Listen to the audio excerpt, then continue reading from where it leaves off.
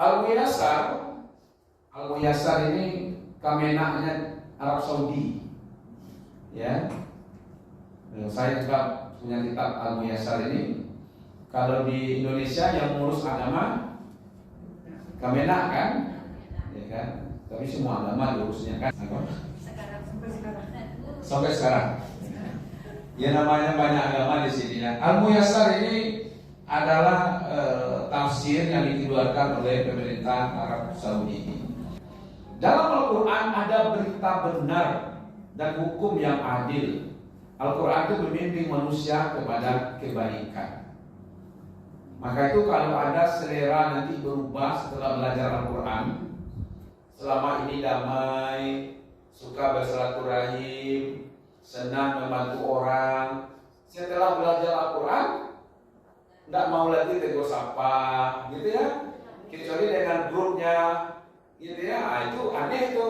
Padahal Al-Quran itu membimbing kepada kebaikan, yang bahasa populernya adalah rahmatan lil alamin. Jadi ibu-ibu semakin belajar Al-Quran, semakin muncul kasih sayang kepada orang lain, ya kan? Apalagi sesama belajar Al-Quran. Ibnu Ashur mengatakan, ya, tegak kokoh aturan sampai kapan saja. Mau ikut, ibu nggak ikut, Al-Quran tetap. Ya, karena Al-Quran ini bukan makhluk, Bu. Ya, Al-Quran bukan makhluk. Kalau ada hancur nanti bukan Al-Quran yang hancur. Ada dimakan rayap katanya, ada yang terbakar. Bukan. Yang terbakar itu kertas. Iya kan? Yang hancur itu kertas, yang makan rayap itu kertas, yang robek-robek itu adalah kertas, bukan Al-Quran. Ya, maka Al-Quran itu adalah kekal. Al-Quran tidak akan pernah musnah, karena dia firman Allah. Ya, bukan makhluk. Jadi Al-Quran itu bukan makhluk. Ya, kalau makhluk pasti musnah dia. Iya kan? Karena ma'indallahi yanfadu, ma'indallahi ma'indakum yanfadu, ma'indallahi baqi. Apa yang ada pada dirimu pasti akan musnah. Apapun yang ibu miliki, yang kita miliki pasti akan hancur. Tapi apa yang ada di sisi Allah itu tidak akan pernah musnah. Ya kan? Tidak akan pernah hancur. Jadi ini kokoh aturannya sampai kapan saja. Mau diikuti atau tidak, tetap. Ya kan? Aturan Allah itu tidak akan berkurang. Kalau aturan manusia tidak ditaati mungkin berkurang ya, leizahnya itu berkurang. Tapi aturan Allah tidak. Mau ikut tidak ikut, yang ruginya kita saja. Iya kan? Yang ruginya kita. Karena aturan Allah itu sempurna, tinggal mau menerapkan apa tidak saja lagi. Iya kan?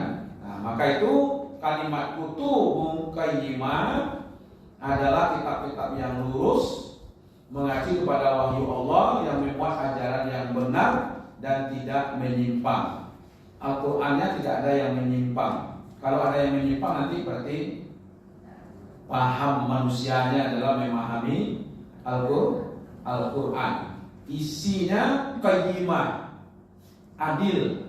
Karena dia mengandung petunjuk untuk menegakkan keadilan dan kebenaran dalam kehidupan. Itu satu. Kutubun qayyimah. Yang kedua di situ kesempurnaan ajarannya. Bebas dari kesalahan. Tidak ada yang kontradiksi di situ. Mungkin kita apalagi kita yang tidak mampu juga. Orang yang ahli sekalipun mencoba mencari kesalahan-kesalahan juga tidak ketemu. Ya kan? Setebal itu tidak ada ketemu sedikit pun yang kontradiksi. Di sini Allah melarang, di sini Allah membolehkan, tidak ada. Ya kan? Malah keseimbangan ada di situ. Itulah Al-Quran yang utuh qayyimah. Ya kan? Wahyu yang bebas. Saya cerita kan, ada orang Australia masuk Islam karena diberi kitab Al-Quran, disuruh dia membaca dan mencari kesalahan Al-Quran. Kemudian boleh dikritik. Ternyata tahun yang kedua dia malah ingin masuk Islam. Itulah, ya kan?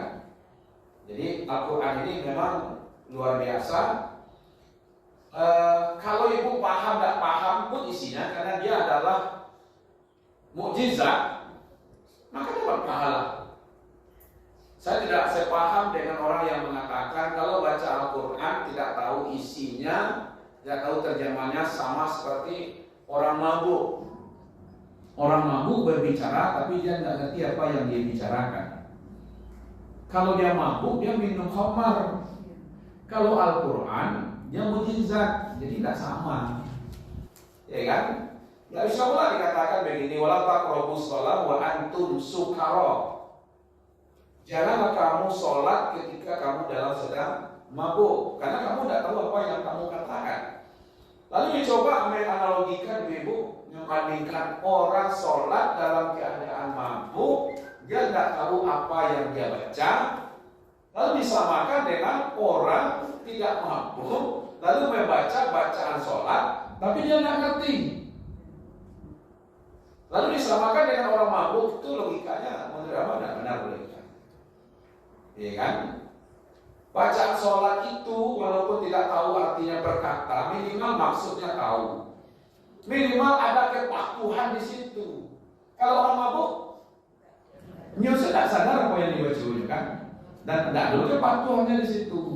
Jadi menyamakan orang yang membaca bacaan sholat yang tidak tahu artinya, itu disamakan dengan orang mabuk, itu rasa logikanya keliru, ya kan? Nah, kenapa? Karena Al-Quran itu mukjizat, jadi membacanya pun bagian dari ibadah. Nah tentu levelnya tentu tidak situ kali bu, ya kan? Di level membaca tadi kan, itu awal harus naik level kakek. Nah, bisa menerjemahkan, ya kan, bisa. Kalau enggak cari Al-Quran yang terjemahan, ya kan, sehingga bisa perkataannya seperti apa gitu kan. Yang ketiga, fungsi sebagai pedoman hidup. Jadi kutubun qayyimah, kitab Allah memberikan petunjuk, itu hidup yang baik di dunia dan di akhirat. Jadi mengarahkan manusia pada jalan yang lurus itu. Yang jalan lurus itu apa? Jalan yang tidak berbelok, gitu ya. Jalan yang lurus itu terarahnya jelas, kemudian cepat sampai di tujuan, ya kan? Karena ada bicara tentang Yahudi di situ, lam yakunil ladina kafaru min ahli kitab wal musyrikin wal mufakkina hatta ta'tiyahumul bayyinah tadi itu. Tentu ada kaitan dengan cerita-cerita dulu, ya kan? Jadi Al-Quran itu memang sudah ada ibu yang coba membaca kisahnya Yusuf, sudah ya, kayak drama ya, nah, ceritanya bacanya surah Yusuf, ya kan? Nah gitu. Jadi ada kaitannya dengan kitab-kitab terdahulu ya, yang membenarkan. Jadi ada Taurat, ada Injil, ada Zabur, dalam Al-Quran diceritakan. Jadi kalau kita ngambil ibu, seluruh agama di dunia ini sejak Nabi Adam itu hanya satu saja. Itu agama tauhid, mengesahkan Allah. Ajaran semenjak Nabi Adam sampai kepada Nabi Isa, ajaran-ajaran agama itu semuanya sudah dirangkum di dalam Al-Quran. Makanya dalam Al-Quran ada cerita tentang nabi-nabi yang lalu. Kalau ada syariat-syariat yang lalu, itu bukan lagi menjadi syariatnya Nabi Ibrahim, bukan menjadi syariatnya Nabi Musa, bukan menjadi syariatnya Nabi Daud, tapi dia akan diadopsi langsung menjadi syariatnya Nabi Muhammad. Jadi kalau ada kemarin itu yang puasa 1 hari, berbuka 1 hari, itu syariat Nabi apa? Nah, baru 1 tahun kejadian baru. Bukan baru kejadian 1 tahun. Seperti puasanya Nabi Daud, tapi syariatnya terjebak. Kan baru 1 tahun puasanya.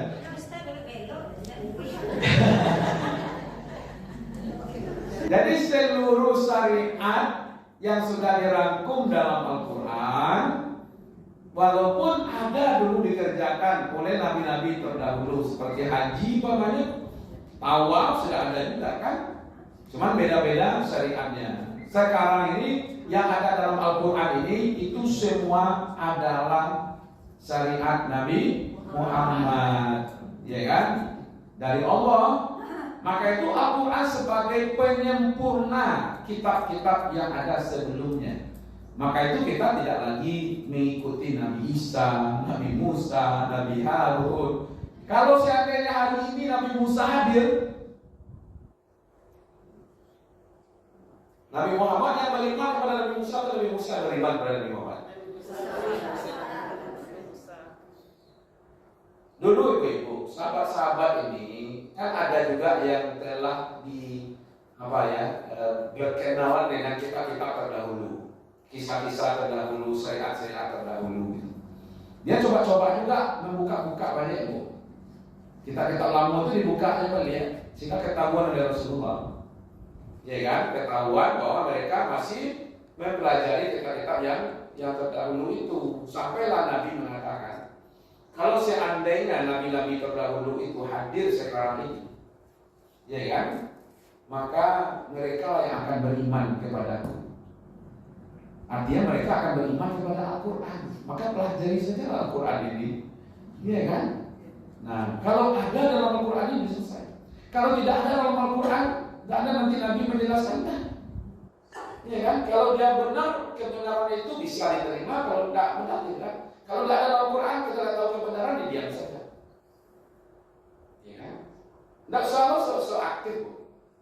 Sampai ditanya, Ustaz, itu buah yang dimakan oleh Nabi Adam itu apa tuh?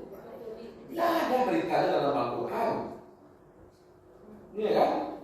Mana ada buah kuldi dalam Al-Quran?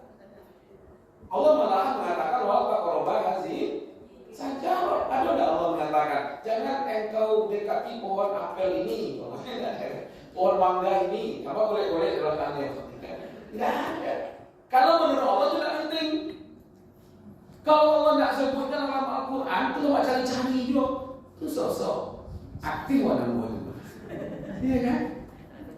Kalau Allah tidak sebutkan tempatnya, tidak sebutkan orangnya, tidak sebutkan bendanya, berarti menurut Allah tidak penting. Tidak penting kita ketahui. Apa kemudian kita cari-cari juga informasinya, ya kan? Nah kita kan begitu bu. Banyak pamannya diinformasikan ada terjadi peristiwa ini, lalu kita cari di mana tempatnya. Kalau Allah tidak informasikan, Rasul tidak informasikan, berarti tempat kejadian tidak penting. Nah, awak kan ingin itu, sehingga carilah ke kitab-kitab lain. Itu maksudnya. Dia ingin gitu, mencari informasi ini, lalu dicarinya di kitab lain. Dicarinya lah di Bible, dicarinya lah di Taurat, di Injil, atau orang-orang di luar Islam menulis. Padahal di sini sudah sempurna. Itu dimasuk kutubun qayyimah. Ya kan? Jadi ibu-ibu tidak perlu pula menghabiskan tenaga, waktu, pikiran untuk mencari sesuatu yang tidak diberitahu oleh Allah. Gitu. Sama apanya? Allah bilang Al-Kahfi, tapi di tampaknya tidak ada yang tahu dalam Al-Quran. Sehingga orang nerawang-nerawang lah, aku tampaknya buah kahfi ke sikuan. Ada yang mengatakan di sini, padahal tempat itu tidak penting. Yang penting itu kisah berimannya manusia ini, sehingga mereka menghadapi kezaliman penguasa pada waktu itu, sehingga mereka diselamatkan oleh Allah. Itu yang penting. Orang-orang yang beriman dapat rintangan, lalu mereka melawan rintangan itu, lalu mereka Allah selamatkan. Kisah itu yang mau disampaikan kepada kita, bukan di buahnya, sehingga bisa kasih itu selfie, ya kan? Buat posting-postingan, untuk apa? Gua Hira itu ibu-ibu hanya satu peristiwa saja terjadi di situ, yaitu sebelum Nabi Muhammad diangkat menjadi Rasul, turunlah di situ 5 ayat dari Al-Quran. Tidak lebih daripada itu. Apa ada syariatnya berkunjung ke situ? Tidak ada. Apakah ada syariatnya sholat di situ? Tidak ada. Ya, syariatnya cuma di situ pernah kejadian bahwa Rasulullah menerima wahyu pertama. Setelah wahyu itu diterima, Nabi turun di situ sampai wafat, tidak ada lagi Nabi di situ. Itu apa lagi Nabi di situ? Dulunya menyelisih dengan orang-orang kafir Quraisy karena perangai mereka itu, ya kan, yang berbuat syirik, menyembah berhala, menyembah segala macam lah. Akhirnya mereka Nabi bertahanus di situ. Menyenangkan jiwa, berpikir berulang-ulang di atas itu. Terakhir, lalu turun wahyu di situ. Setelah turun wahyu, tidak ada lagi satu pun perintah naik kata itu beliau. Itu makanya aku sampai kini belum pernah naik di situ. Ya kan? Walaupun sudah lebih dari separuh umur saya di situ. Tapi belum pernah saya naik. Karena memang ada saya ada apa-apa. Nah, saya tanya kapan terbaik naik ke atas itu, Bang? Oh, kalau bisa kita subuh di situ, supaya tidak panas. Kata saya, kalau saya subuh di Masjidil Haram, ya kan? Kalau naiknya sudah siang-siang panas, nanti hilang pula sholat zuhur. Sholat zuhur di Masjidil Haram, di tanah haram, beda kan? Jadi sampai hari ini, entah saya yang memang nggak mau, tapi gara-gara itu, ya, banyak hal itu. Semenjak Nabi terima surat Iqra bismi rabbikal ladzi khalaq khalaqal insana min 'alaq Iqra wa rabbukal akram alladzi 'allama bil qalam 'allamal insana ma lam ya'lam. Nabi tidak pernah lagi naik ke atas itu. Berarti tidak ada syariat setelah itu. Syariatnya cuma pada waktu itu Nabi menerima wahyu di situ. Malahan yang disuruh itu apa? Kum fa'anzir. Iya kan? Wasiyabaka fatahir, warabbaka fakabbir. Beri peringatan, Tuhanmu agungkan, bersihkan pakaianmu dari kemusyrikan. Beri peringatan, tidak baik kabuki. Iya kan? Ke Jabal Nur, atau juga disebut dengan Jabal Sur. Ketika Nabi bersembunyi menuju ke Madinah, apa ada juga syariatnya sekarang lagi bersembunyi di atas itu? Tidak ada. Nah, artinya Al-Quran adalah kitab yang sempurna. Semua syariat yang ada dalam Al-Quran nanti dijelaskan oleh Rasulullah. Kalau tidak ada penjelasannya dalam Al-Quran, tidak ketemu dalam Rasul, nanti ulama yang akan membahasnya. Bisa dikiaskan gitu. Zakat fitrah ada tidak dalam Al-Quran? Kalau zakat ada, zakat fitrahnya ada tidak? Ada. Kalau menurut ulama ada sebagian mengatakan, ya kan, bahwa qad aflaha man zakkaha. Sungguh beruntunglah orang yang mensucikan dirinya. Nah, kalau seandainya itu tidak diambil, Nabi yang menjelaskan. Allah ya, Nabi yang menjelaskan bahwa zakat fitrah itu diperlukan. Nah, gitu. Nggak ada dalam Al-Quran. Kalau nggak bisa secara jelas, nanti secara terpisik ada di situ. Ya, qad aflaha man tazakka. Sungguh beruntunglah orang yang membersihkan dirinya. Nah, zakat itu salah satunya. Zakat fitrah itu kan zakat diri. Ya kan? Maka itu zakat itu bisa dipahami sudah ada sebelum di Madinah. Kalau itu diambil sebagai zakat pembersih diri. Tapi yang jelas kalau tidak ada dalam Quran, nanti ada dalam hadis. Kalau tidak ada dalam hadis gimana? Kan Nabi penjelas bayyinah. Nabi tidak pernah menjelaskan. Mungkin tidak kira-kira ada syariat tidak ada dalam Quran, tidak ada dalam hadis. Mungkin tidak kira-kira.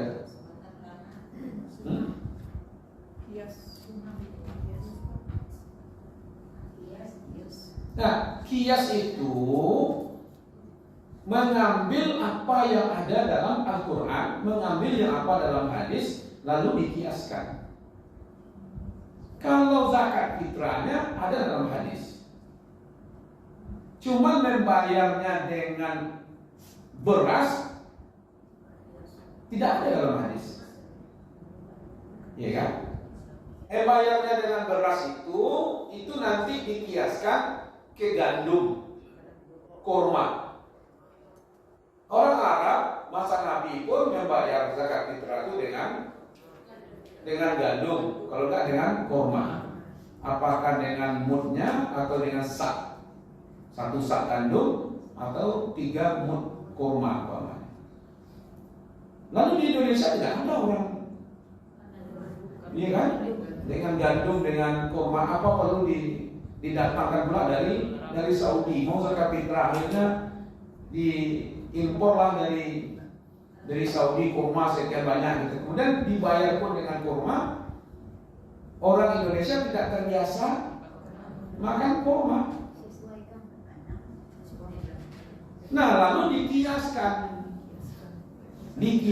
itu adalah kurma itu bagi orang Arab makanan pokok, gandum itu makanan pokok.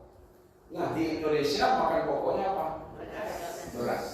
Lalu beras itu dikiaskan harganya sama dengan harga gandum. Maka sekian gandum, sekian berasnya. Iya kan? Berapa ini? 2,5 kilo. Lalu sekarang berubah lagi kepada apa? Uang. Nah, gitu. Boleh nggak? Hah?